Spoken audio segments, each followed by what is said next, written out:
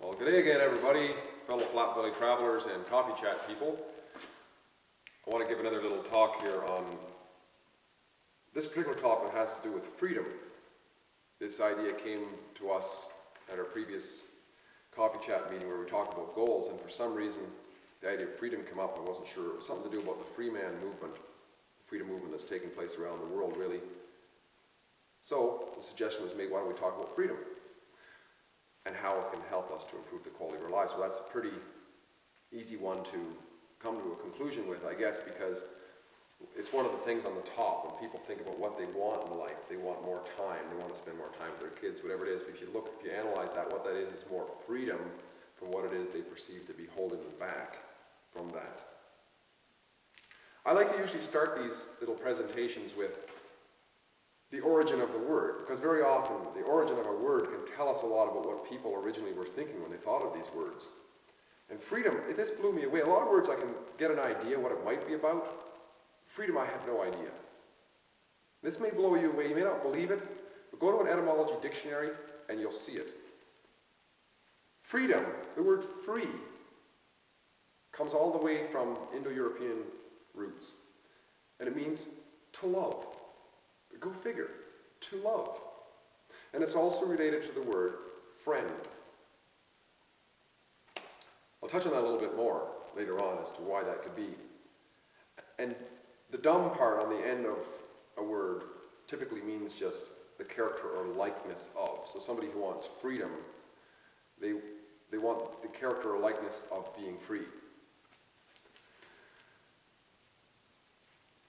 So along that line then, if we say to ourselves, we want to be free, we want to have more freedom, but wouldn't that imply that somehow we feel we are not free as we would want to be? I think that would be a legitimate conclusion.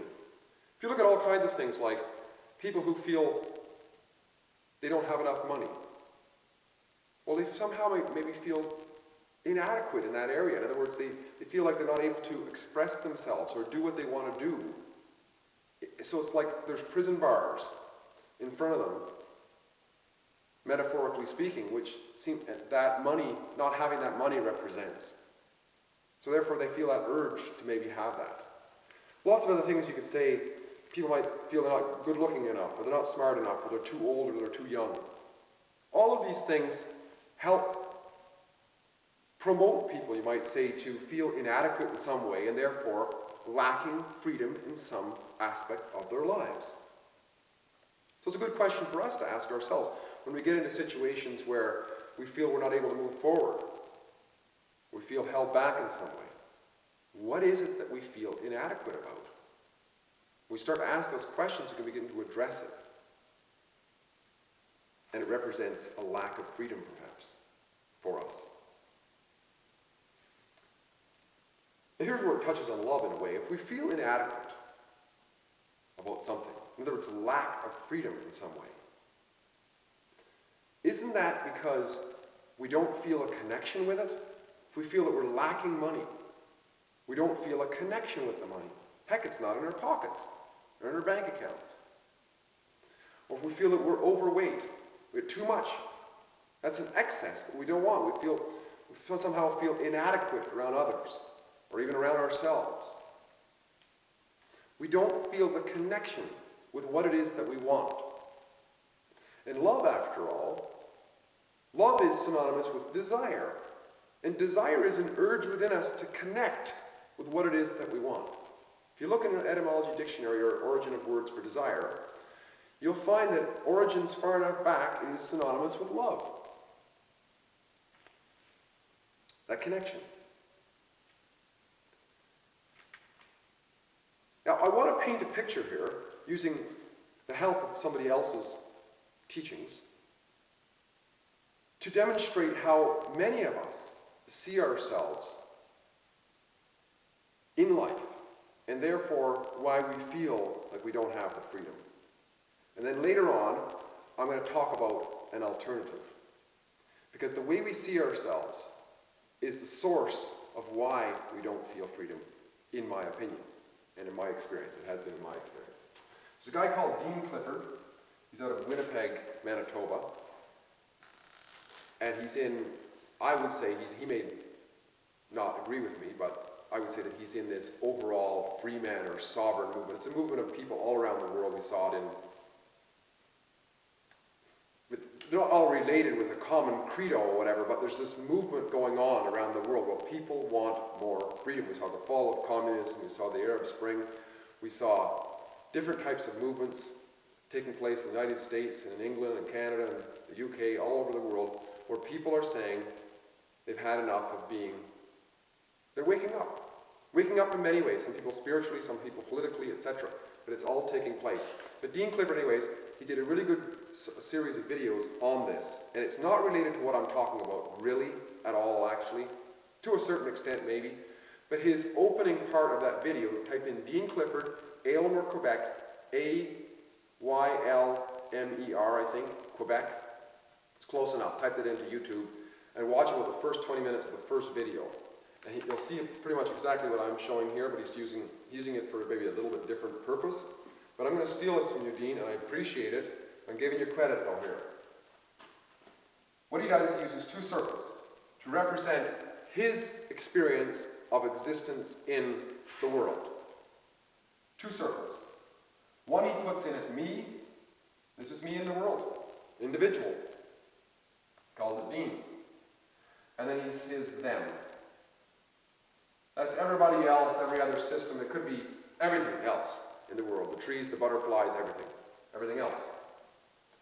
And this is so often how we human beings see ourselves, isn't it?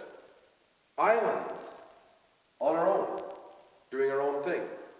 But not only do we see it like that, he also explains that there's also something called the shared agreement that you often see between people. People are married, people get into all kinds of agreements amongst themselves, and those two circles then intermesh. And this would still be me, and it's either them, her, him, whatever it is. And he letters these now. This is A circle and this is B circle. And this common ground is AB. Well, what's mine is hers, and what's hers is mine, etc. within this. This is an agreement. And as long as that agreement stays in place, there's a common ground there. And this has been the experience of humanity.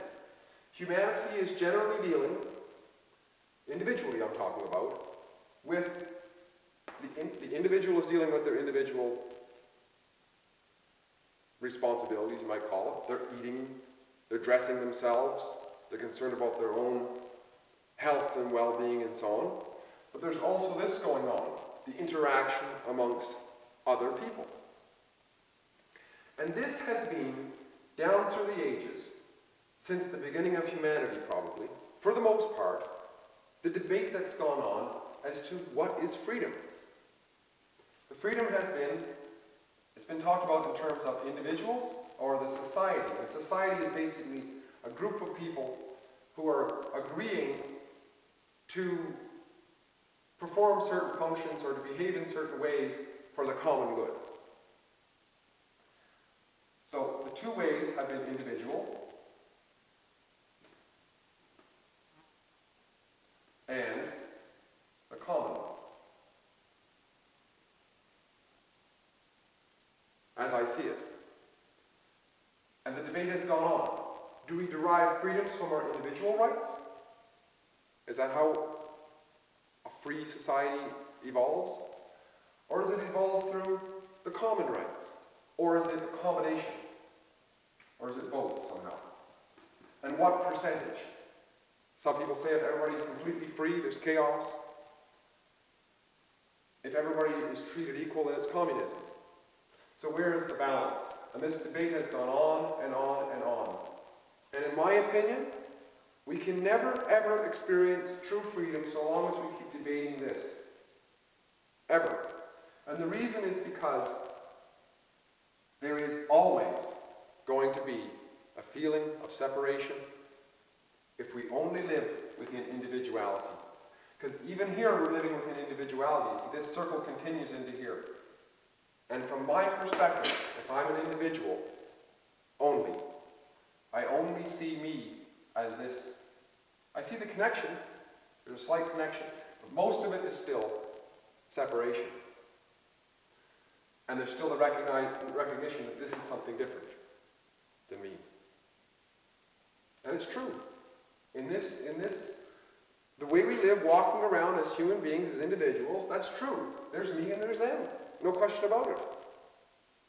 We can deny it, but we're deluding ourselves. This is our experience, generally speaking. But there is a different way that we can approach this, and I'm going to flip through my notes so I don't forget anything here. There's a different model that we can take, because, like I said, we can never experience freedom because there's always a great degree or a lesser degree of separation. There's always this sense of having to measure up, this sense of competition, this sense of not good enough, because there's always a boundary to ourselves, and there's all this stuff that we want, that we feel disconnected with. And there's nothing wrong with that. I'm not saying there's anything wrong with that. The different model that I'm going to talk about is to be able to move from the ordinary, what Wayne Dyer talks about, the ordinary, to the extraordinary. The ordinary is us everyday individuals filling out our forms and filing our papers and eating our meals and talking to other people and existing as individual human beings, to an extraordinary experience of freedom, love, connection with everything. And to help ourselves with that, what I do, what works for me, I'm a very rational human being. I tend to be a very rational human being. Some people are not as rational as me. So this may not work for everybody, but it works for me. What I've recognized at a certain point, and even if the rationality wants to go nuts, ape on me here, and tell you, Steve, you're going cuckoo here. If I can prove my theory over and over again, theory, did I spell that right? Something like that. I think it's got it all in here. If I can prove that theory to be correct over and over again, to pass the muster of my questioning, then it remains a theory. And rationality, of course, unless I can present something that I've built to you, into your hands, it remains a theory, essentially. And what I realize is that my experience with everything, even individually, when I talk to you, when I hear you, when I see you, when I touch something, where is it experienced? When I see you in my eyes. When I hear you in my ears. When I shake your hand, I feel your hand in my hand. When I think of you, my thoughts are in the realm of my experience and nowhere else. So all of this, even rationally, when I come to my theory, only exists within my individual experience. Therefore, rationally, I can't even prove there is any of them. Now, the ego could go crazy with this. But that's where we have to nip the ego in the bud and move on from here. Because theory will just remain as theory. It won't remain as an experience until we take it a step farther and see this to be correct. At least that's how it works with me.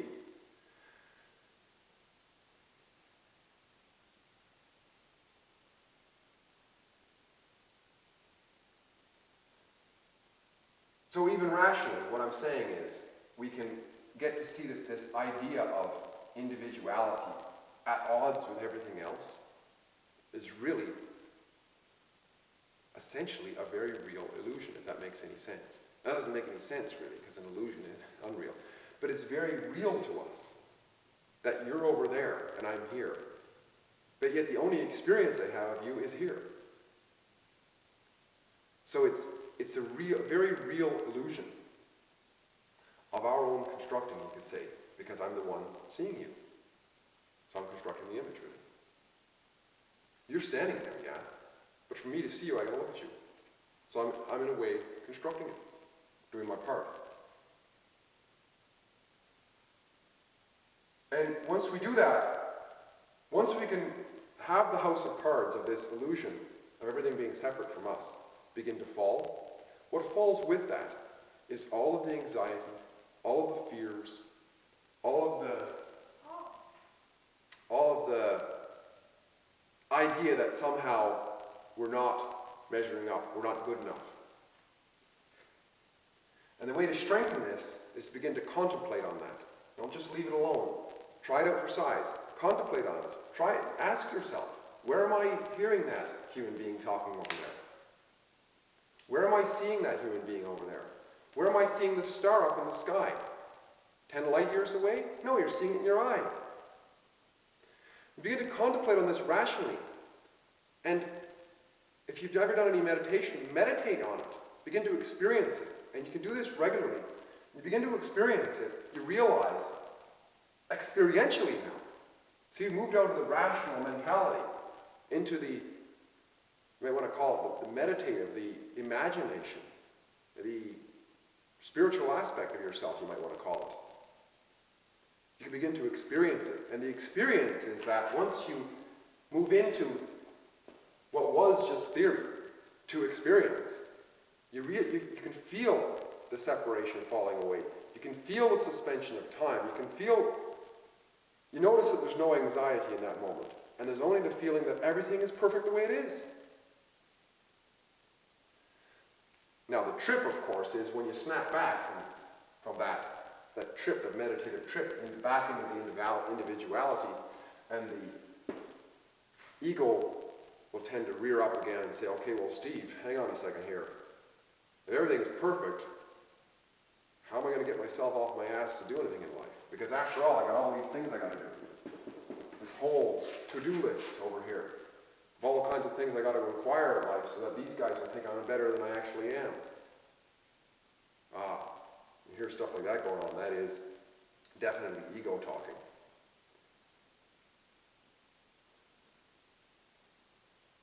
Well, once we've been there once, the answer to that is once we've been there once, we can go back again regularly. So whenever we get that rearing of the ego telling us this is all a bunch of hooey, we can go back to the theory and ask, well, okay, good old ego, disprove this. And you can't. Because the only place you can experience anything in life is in and through yourself, through your individual experience. That shoots down the ego's argument. And then we can go back here and experience it over and over and over again. It becomes more and more and more real. And what happens is we end up being in a fluid state. Rather than having to try to push this goal, that goal, push this goal, that goal, I gotta be thin by June or whatever it is, we end by being in the flow just like a river, which doesn't, we end up being our truer self. And what I like to use here is we go from self with a small f to self with a large S. And the reason I put that is because this is like an individual self. This is like a universal self. The foundation, the creator of us. Use whatever words you want, but we experience the creator of our individual self. And when we do that, things change a lot because even when we come back to here, it's like you ever had a really wild experience in life, transformational experience, you'll never be the same again. And that's what happens when you experience self and the feeling, the difference, the capital, the creator of us.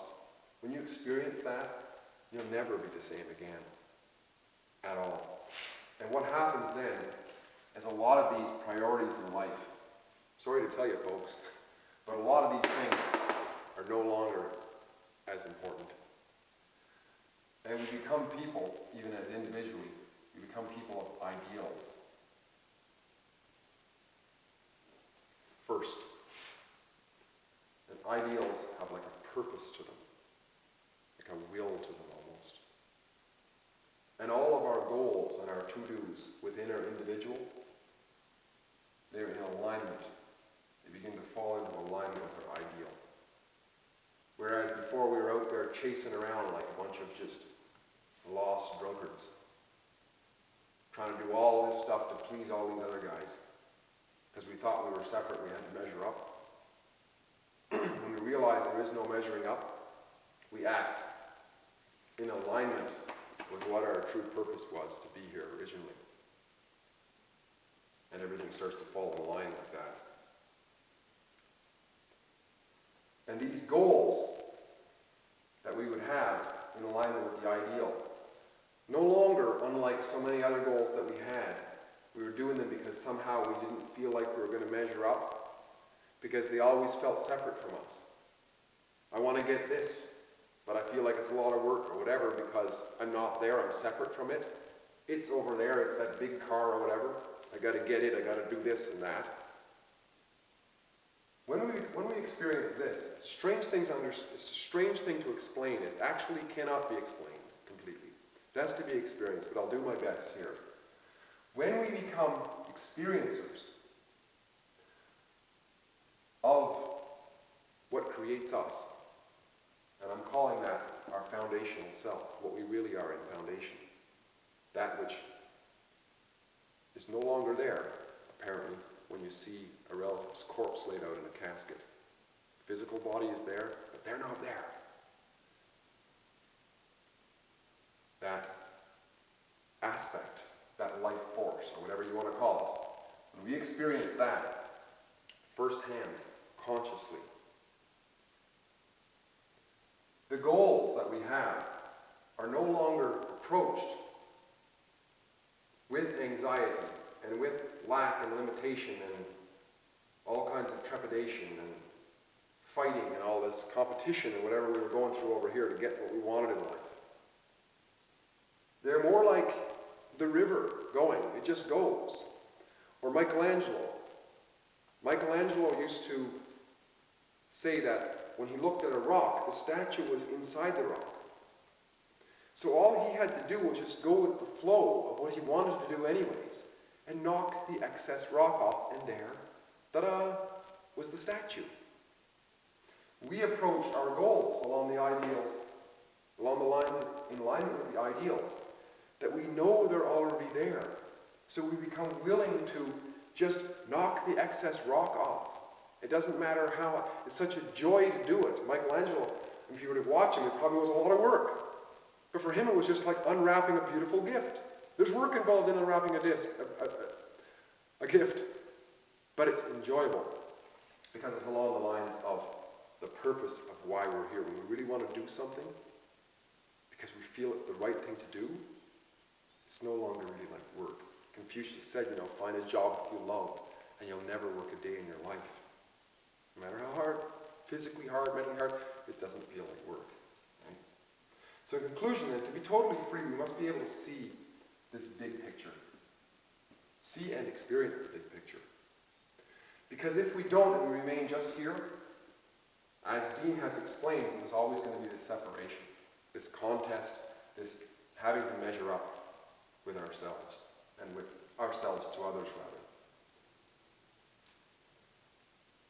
And by going here to the self, the foundational self, just by going there and experiencing there is no such thing as separation, because it's all one. And in that experience we're free. So we go back to here, we realize what we really are. We're the expression of our Creator, the capital self. And therefore we are free. When we can glimpse this periodically, we can then become to flip back and forth, because we still need to. The only way that this self, capital self, can express in life is through individual. That's why we create. That's why we're created, is to express ourselves and to be able to have the arms and the legs and the minds and the tools to implement all the things that we're going to do to carry out our ideals in life. So this still has to exist, and it's still very important. It's here for a purpose. But by going here too, we remind ourselves of our nature.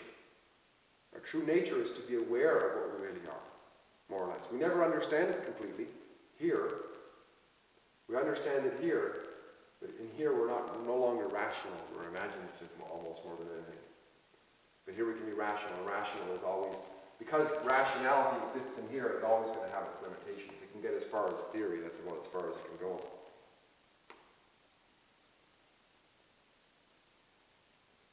I mean, even things that appear to be fact, they're really, if you really look at the origin of those words too, it just means basically theory. Because it can be, as soon as somebody disproves it, then it can move on again, right?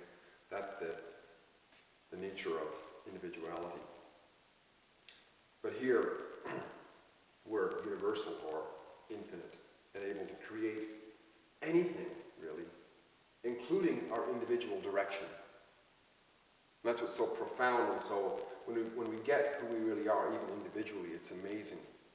Because we realize we're the creation of this, with the capacity to imagine and to reason anything out we want to, with the choice to do that. And seeing and experiencing this duality, you might say, of ourselves is the essence of being free. Because we get to laugh, if for nothing else, we get to laugh at the idea of how bloody seriously we took this individual fight amongst all the other individuals that has been going on for so long in our lives. And in freedom, in that freedom of recognizing this and experiencing this, we can become masters, if you will. And define masters however you want, but capable anyways, capable of experiencing this oneness, which is what this is. We even did it rationally. We saw the nature of the oneness. We saw that the only place anything's experienced is in through us, individually. And then when we can go there contemplatively or meditatively, we can see that everything is of the same source. There doesn't seem to be a boundary. What I mean by one is it's infinite. You can't define, the only way you can have a bunch of different things is if you have a bunch of boundaries. But when you go here, all those boundaries disappear. In time, the whole works disappears. And we begin to experience that not only are we one with everything, that appears to be everything when we're over here, even when we're here experiencing ourselves as islands amongst everything else, we realize our foundation is that we're one with it all.